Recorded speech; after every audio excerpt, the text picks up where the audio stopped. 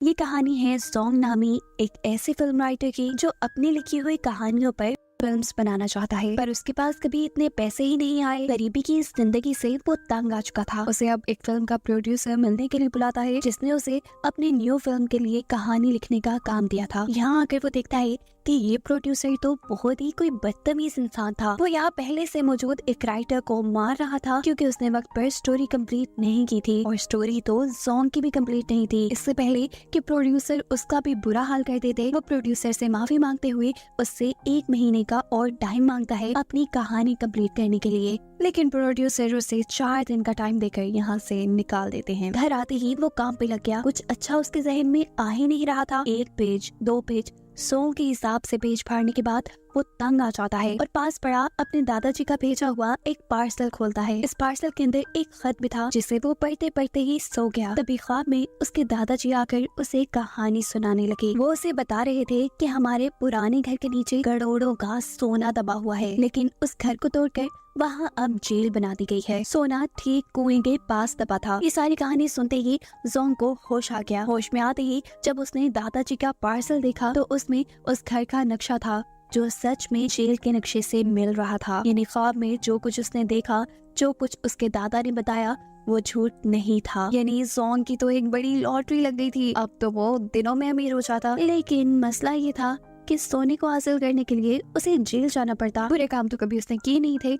अब जेल जाने के लिए वो क्या करता है कि अपने नेबर्स का लैपटॉप चुरा कर नीचे गिरा कर तोड़ देता है। गुस्से में उसके नेबर्स उसे पुलिस में अरेस्ट करा देते हैं और फाइनली वो जेल में पहुंच जाता है। जेल में तो सभी कहती किसी की बर्थडे पार्टी बना रहे थे, और ये था ग्रैब। ग्रैब उसके पास आकर उसे भी पार्टी में शामिल होने को कहता है और बताता है कि एक जमाने में उसका भी जोंग नामी एक अच्छा दोस्त था। ग्रैब बिना उसकी बात सुने उसे अपना दोस्त बना लेता है और कहता है कि अब से तुम मेरे दोस्त हो ना, इसलिए तुम्हारी हिफाजत की सारी जिम्मेदारी अब मेरी। तुम्हें यहाँ कोई नुकसान नहीं पहुँचा पाएगा। जिसके बाद अब हमें दिखाया जाता है कि जोंग इस जेल का विजिट कर रहा है, गौर से देख रहा है और वो जगह ढूंढने की कोशिश कर रहा है जहाँ सोना दबा हो सकता है। जिस वक्त पर उसे यहाँ एक और कैदी मिलता है जो उसे बताता है कि इस जेल में 2 ग्रुप्स बने हुए हैं। एक ग्रुप ग्रैब का था तो दूसरा ग्रुप था बाओ का। बाओ जो कि एक बहुत ही खतरनाक कैदी था। सभी लोग उससे डर कर रहते थे, जबकि दूसरी तरफ था ग्रैब जो कि बहादुर होने के साथ साथ अच्छा भी था। वो अपने ग्रुप के किसी भी बंदे का किसी भी किस्म का नुकसान होने नहीं देता था। वो हर तरह से उनकी हिफाजत करता था। इस कैदी से ये सारी कहानी सुनने के बाद जोंग कहता है, अरे नहीं नहीं, मुझे किसी ग्रुप में नहीं शामिल होना। वो लोग बातें कर ही रहे थे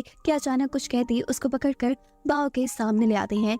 ये असल में बाओ के ग्रुप के लोग थे जो उसे टॉर्चर करते हैं, कभी उसे मारते हैं तो कभी उसका मुंह पानी में डुबाते हैं, और ये सारे काम वो इसलिए कर रहे हैं कि डर कर जोंग बाओ का ग्रुप ज्वाइन कर ले। जोंग के साथ साथ यहाँ आए सभी कैदी टॉर्चर से तंग आकर उनके ग्रुप में शामिल होने का फैसला कर लेते हैं। अब बाओ के ग्रुप का रोल था कि जो भी नया बंदा उनके ग्रुप में एंटर होता उसे बाओ की थूकी हुई चाय पीनी पड़ती थी। सारे कैदियों से डरा धमका कर ये काम करवा लिया जाता है, और जब बाओ की वो गंदी थूक वाली चाय पीने का टाइम आता है तो अचानक कोई उसके हाथ से कप गिरा देता है। ये और कोई नहीं था बल्कि ग्रैब था। वो बाओ से कहता है कि जोंग मेरे ग्रुप का बंदा है, क्योंकि वो मेरे रूम में रहता है, इस लिहाज से तो उसके ऊपर कोई जबरदस्ती नहीं कर सकते। ग्रैब और ग्रैब के लोग जोंग को अब यहाँ से लेकर चले जाते हैं, और जोंग के उसके हाथ से निकल जाने की वजह से बाओ को यहाँ आ जाता है गुस्सा, जिसका मतलब वो अगले दिन उसके खाने में कॉकरोच मिला कर लेता है और जबरदस्ती उसे वो खाना खाने पर मजबूर करता है। जो सारा तमाशा ग्रैब देख चुका था, और इसीलिए इन दोनों ग्रुप्स में लड़ाई शुरू हो जाती है। खैर ये लड़ाई तो खत्म हो ही गई। अगले दिन हमने देखा कि जोंग को जेल की साफ सफाई का काम मिला है। उसने मौके का फायदा उठाया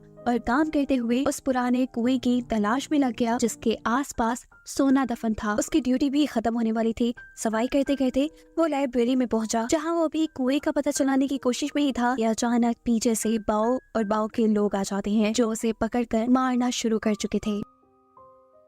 मार मार कर वो उसका बुरा हाल कर देते हैं, और अगले सीन में दिखाया जाता है कि ग्रैब यानी जोंग का दोस्त जोंग के लिए काफी परेशान है, क्योंकि वो ड्यूटी खत्म होने के बाद भी अपने सेल में वापस नहीं आया। उसे यकीन था कि इस सब के पीछे जरूर बाओ का ही हाथ होगा। वो बाओ के पास जाकर उससे जोंग का पूछता है। जवाब में बाओ कहता है, अरे रे तुम्हारा दोस्त नहीं मिल रहा। मैं बता तो सकता हूँ कि वो कहाँ है, पर तुम्हें मेरी एक शर्त माननी पड़ेगी, तुम्हें मेरी थूकी हुई चाय पीनी पड़ेगी। ग्रैब जिसे जोंग की बहुत ज्यादा फिक्र थी, ना चाहते हुए उसे बाओ की बात माननी पड़ती है। जिसके बाद बाओ के लोग उसे बताते हैं कि जोंग कचरे के डब्बे में है। बिना वक्त जाया किए क्रैब और उसके सभी साथी जैसे ही कचरे के बॉक्स के पास जाते हैं तो जोंग उन्हें अंदर बंद मिलता है। उसके मुंह को एक प्लास्टिक क्रैब से बंद किया गया था, जिसकी वजह से वो कुछ ही देर में मर जाता। पर शुक्र है कि यहाँ क्रैब आ गया। क्रैब अपने दोस्त के साथ होने वाली ज्यादती और अपनी बेइज्जती का बदला अब बाओ से लेने का फैसला कर लेता है और इस बात के लिए अब जोंग भी तैयार है। इसलिए नहीं कि बाओ ने उसे मारा तो उसने कोई बाओ के साथ दुश्मनी बना ली, बल्कि उसका तो सारा फोकस अपने मिशन पे यानी सोने को हासिल करने पे है। वो सोच रहा था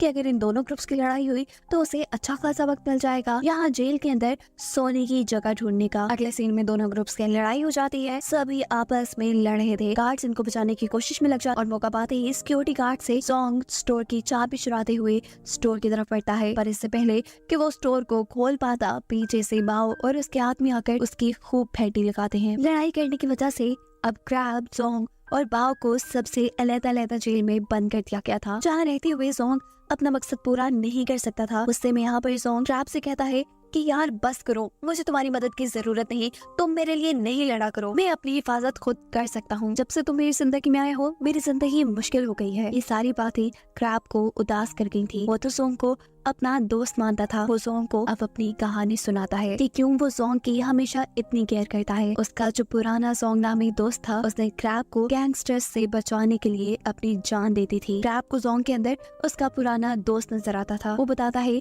कि उसके मरने के बाद मैंने उस दिन से कसम खा ली कि जैसे मेरे दोस्त ने मेरी जान बचाई है, ऐसे ही हमेशा मैं अपने साथियों का ख्याल रखूंगा।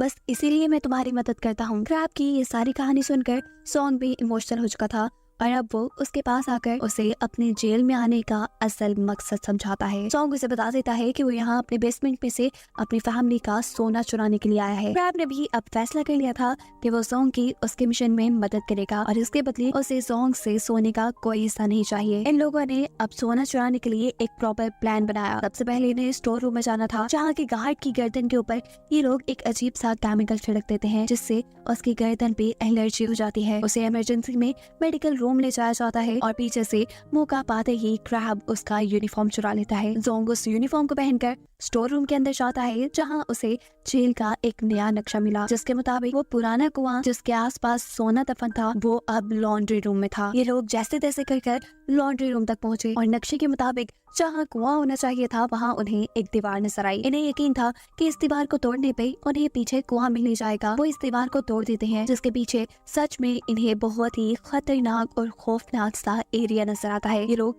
बड़ी सी लाइट लेकर इसके अंदर घुस जाते हैं, लेकिन यहाँ तो उन्हें कोई कुआं या कोई सोना नहीं मिलता। नाकाम उदास अब ये लोग वापस आने वाले थे कि तभी यहाँ पर अचानक क्रैब को एक लकड़ी नजर आती है। वो वैसे ही टाइम पास के लिए इस लकड़ी को उठा लेता है और इस लकड़ी को उठाते ही वहाँ पे एक अलमारी खुल जाती है, जिसके अंदर कई सोने की बार्स थी, जिनकी कीमत 500 करोड़ डॉलर से भी ज्यादा हो सकती थी। ये देखकर तो जोंग की आंखें खुली की खुली ही रह गईं। जोंग ने सबसे पहले इनके अंदर से कुछ बार्स क्रैब को दिए, लेकिन क्रैब कहता है कि मेरा इस सोने पे कोई हक नहीं, ये तुम्हारा सोना है और तुम ही इसे लेके जाओ। ये लोग अब सारे सोने को एक कपड़े में छुपा देते हैं और लॉन्ड्री रूम में रखे हुए कपड़ों के साथ लेकर बाहर आ जाते हैं। ये लोग जानते थे कि लॉन्ड्री हुए कपड़े 22 तारीख को जेल से बाहर जाएंगे और ये वही दिन था जिस दिन जोंग को भी जेल से रिहाई मिलनी थी। इनका प्लान तकरीबन कामयाब होने वाला था और जोंग इस चीज को लेकर बहुत खुश था। वो क्रैब को बताता है कि अब वो अपना सारा कर्ज उतार कर फाइनली अपना सपना पूरा कर सकता है, यानी वो अब एक प्रोड्यूसर बनकर फिल्म्स बना सकता है।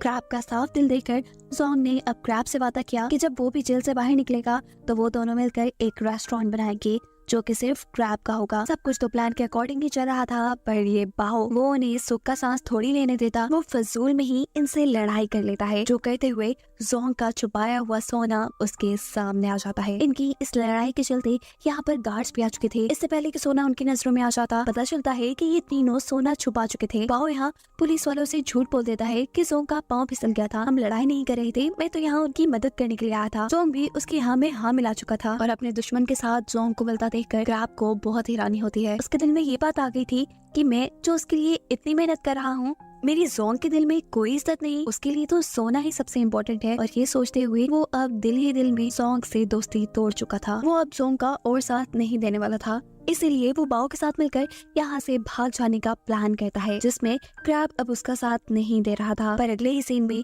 जब क्रैब को मालूम होता है कि उसकी बेटी बहुत ज्यादा बीमार है, इतनी कि उसे सर्जरी करनी पड़ेगी, इसलिए वो ना चाहते हुए भी अब जोंग का साथ चाहता था। उसे जोंग का सोना नहीं चाहिए था, वो बस जोंग के साथ उनके प्लान में मिलकर यहाँ जेल से भागकर अपनी बेटी के पास जाना चाहता था। फिर उन्होंने आज से 2 हफ्ते बाद जेल में होने वाली एक पार्टी में सबको चकमा देकर जेल की एक पुरानी सुरंग से यहाँ से बाहर निकलने का प्लान बनाया। प्लान तो अच्छा था, लेकिन एक नई प्रॉब्लम थी। जोंग जो कि 22 तारीख को छूटने वाला था, वो कैसे अपना सोना लेकर यहाँ से बाहर जाता। उसे सोने को अपने साथ ले जाने के लिए बाओ के साथ प्लान के अकॉर्डिंग चलना था। अब अपने प्लान के मुताबिक चलने के लिए जोंग और बाओ दोनों मिलकर लड़ाई करते हैं। लड़ाई के चलते जोंग को कुछ और दिन की सजा हो जाती है और ये लोग अपने प्लान के ऊपर काम करना शुरू कर देते हैं। पार्टी के दिन भी करीब आ गए थे। इन्होंने क्लोरीन गैस से गुब्बारे फुलाए, जिसके अंदर ये लोग आग लगाकर सब लोगों को डाइवर्ट कर सकते थे। जिस वक्त यहाँ पर इंस्पेक्टर अपनी स्पीच कर रहे थे, तभी जोंग और बाओ ने सभी गुब्बारों में किसी बम की तरह आग लगा दी। मौके का फायदा उठाते हुए ये लोग उस टनल की तरफ निकल गए, जहाँ से दूसरी तरफ समुद्र था। टनल में चलते चलते इनके सामने अब वो दरवाजा भी आ चुका था, जिसके दूसरी तरफ समुद्र था। दूसरी तरफ गार्ड्स को भी ये पता चल गया था कि 3 कैदी गायब हैं और ये सब जो कुछ यहाँ हुआ है वो जरूर इन कैदियों का ही किया धरा है। जहाँ इन लोगों ने अपने बनाए हुए एक बॉम्ब के जरिए जहाँ वो बड़ा सा दरवाजा तोड़ दिया, जिसके दूसरी तरफ समुद्र था। बाहर बाओ के आदमी कश्ती लिए तैयार थे। अब फाइनली बस इन्हें यहाँ से भागना था, लेकिन इस वक्त पर बाओ दोबारा इन्हें धोखा देता है। वो अपना चाकू निकालकर इन दोनों को यहाँ कत्ल करने वाला था, क्योंकि उसके दिल में लालच थी। वो सारा सोना खुद हासिल करना चाहता था। इससे पहले कि बाओ क्रैब को मार देता, जोंग उसके सामने आ चुका था और इसीलिए वो बहुत ज्यादा जख्मी हो गया था। दिखाया जाता है कि इसके बाद इन तीनों के दरमियान भी लड़ाई शुरू हो जाती है। बाओ जो कि खतरनाक क्रिमिनल था, उन्होंने मार कर इन दोनों का बुरा हाल कर दिया था। जहाँ क्रैब अब उससे कहता है कि तुम बेशक सारा सोना ले जाओ, पर हम दोनों को जिंदा छोड़ दो। लेकिन वो क्रैब की बात क्यों मानता? जेल में तो हमेशा क्रैब उसका दुश्मन रहा था। वो क्रैब को अब समुद्र के अंदर गिराना चाहता था और जैसे ही वो क्रैब को गिराता है, पर वक्त रहते ही क्रैब एक रस्सी को पकड़ लेता है, जिसका दूसरा सिरा जोंग के हाथ में था। यानी इस वक्त क्रैब की जान जोंग के हाथ में थी। यहाँ जोंग को वो सारे लम्हे याद आते हैं जब जब क्रैब ने उसकी मदद की थी, एक सच्चे दोस्त की तरह उसका साथ दिया था, और अब वो क्रैब का साथ नहीं छोड़ने वाला था। क्रैब के ठीक सामने बाओ भी खड़ा था, अपने एक हाथ से रस्सी को पकड़े हुए।